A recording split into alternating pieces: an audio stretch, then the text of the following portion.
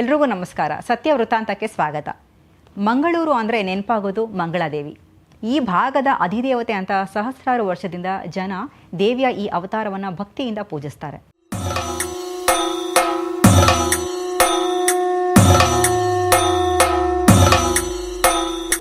ಇಷ್ಟಕ್ಕೂ ಯಾರು ಈ ಮಂಗಳಾದೇವಿ? ಹೇಗಾಯಿತು ಈ ಅವತಾರದ ಉಗಮ? ಹಿಂದೆ ಹಿರಣ್ಯಾಕ್ಷನ ಅಟ್ಟಹಾಸ ಹೆಚ್ಚಾದಾಗ ಮಹಾವಿಷ್ಣು ಅವನನ್ನು ಸಂಹಾರ ಮಾಡಿದ್ರು. ಇದರಿಂದ ಅವನ ಮಗಳು ವಿಕಾಸಿನಿಗೆ ವಿಷ್ಣುವಿನ ಮೇಲೆ ದ್ವೇಷ ಬೆಳೀತು. ಇನ್ನು ತನ್ನ ತಂದೆಯನ್ನ ಕೊಂದವರನ್ನ ಸುಮ್ಮನೆ ಬಿಡಬಾರ್ದು ಅಂತ ಆಕೆ ನಿರ್ಧಾರ ಮಾಡಿದ್ಲು.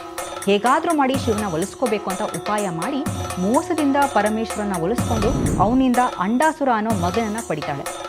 ಅಂಡಾಸುರ ಶಿವನ ಮಗ ಆದ್ರಿಂದ ತುಂಬಾ ಶಕ್ತಿ ಅವನಲ್ಲಿತ್ತು. ಆತ ಮಹಾನ್ ಶಕ್ತಿವಂತ ಹಾಗೇನೆ ಬುದ್ಧಿವಂತ ಆಗಿದ್ದ. ಇನ್ನು ಚಿಕ್ಕ ವಯಸ್ಸಿಂದಲೇ ಅವನಿಗೆ ದೇವನೋ ದೇವತೆಗಳು ಹಾಗೇನೆ ಮಹಾವಿಷ್ಣುವಿನ ಮೇಲೆ ದ್ವೇಷ ಬೆಳೆಯೋ ಹಾಗೆ ಮಾಡಿದ್ಲು ವಿಕಾಸಿನಿ. ಇನ್ನು ಕಾಲ ಕಳೆದಂತೆ ಆತ ದೇವತೆಗಳ ವಿರುದ್ಧ ಯುದ್ಧ ಸಾರಿ ಅನೇಕ ದೇವತೆಗಳನ್ನ ಸೋಲಿಸ್ದ. ಅಷ್ಟೇ ಅಲ್ಲ, ಮಹಾವಿಷ್ಣು ವಿರುದ್ಧ ಸೇಡ್ ತೀರಿಸ್ಕೋಬೇಕು ಅಂತ ಹಾಪಿಸ್ತಿದ್ದ. ಹೀಗೆ ಕಾಲ ಕಳೀತು. ಇನ್ನು ರಾಕ್ಷಸನ ಅಟ್ಟಹಾಸ ತ್ರಿಮೂರ್ತಿಗಳ ತನಕ ಹೋಯಿತು.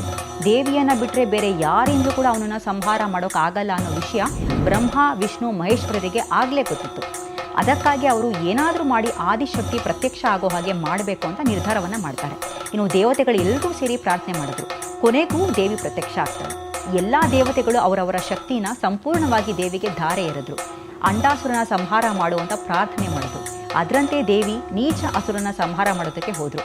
ಯಾವಾಗ ದೇವಿ ತನ್ನನ್ನು ನಾಶ ಮಾಡೋದಕ್ಕೆ ಬರ್ತಾ ಇದ್ದಾರೆ ಅಂತ ಅವನಿಗೆ ಗೊತ್ತಾಯಿತು, ಕೂಡಲೇ ಆತ ಜೀವ ಉಳಿಸ್ಕೊಳ್ಳೋದಕ್ಕೆ ಅಂತ ಸಮುದ್ರಕ್ಕೆ ಹಾರಿಬಿಡ್ತಾನೆ. ಆದರೂ ಕೂಡ ಆದಿಶಕ್ತಿ ಬಿಡಲಿಲ್ಲ.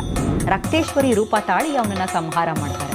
ಅಲ್ಲಿಂದ ಮುಂದೆ ಅದೇ ಜಾಗದಲ್ಲಿ ಲಿಂಗ ಸ್ವರೂಪಿಯಾಗಿ ದೇವಿ ನೆಲೆ ನಿಂತು. ಮುಂದೇನಾಯಿತು? ಮಂಗಳಾದೇವಿ ದೇವಾಲಯ ಹೇಗೆ ನಿರ್ಮಾಣ ಆಯಿತು? ಇದೆಲ್ಲವನ್ನ ಹೇಳ್ತೀನಿ ನೆಕ್ಸ್ಟ್ ಎಪಿಸೋಡ್ನಲ್ಲಿ. ನೋಡ್ತಾ ಇರಿ ನಿರಂತರವಾಗಿ ಸತ್ಯ ವೃತ್ತಾಂತ.